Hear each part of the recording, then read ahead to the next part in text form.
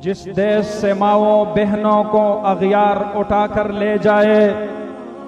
जिस देश से कातिल गुंडों को अशराफ छुड़ा कर ले जाए, जिस देश की कोर्ट कचहरी में इंसाफ तकों पर बिकता हो, जिस देश का मुंशी काजी भी मुजरिम से पूछ के लिखता हो, जिस देश के चप्पे चप्पे पर पुलिस के नाके होते हो, जिस देश के दफ्तर मस्जिद में हर रोज धमाके होते हो, जिस देश में जाके रखवाले खुद जाने ले मासूमों की, जिस देश में हाकिम जालिम हो सिसकी न सुने मजबूरों की, जिस देश के आदिल बहरे हो आहें न सुने मासूमों की,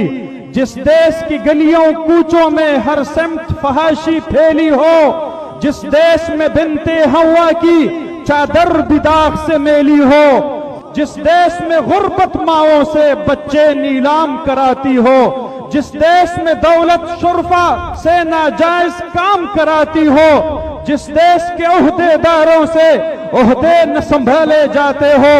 इस देश के हर एक लीडर पर सवाल उठाना वाजिब है। इस देश के हर एक हाकिम को सोली पे चढ़ाना वाजिब है।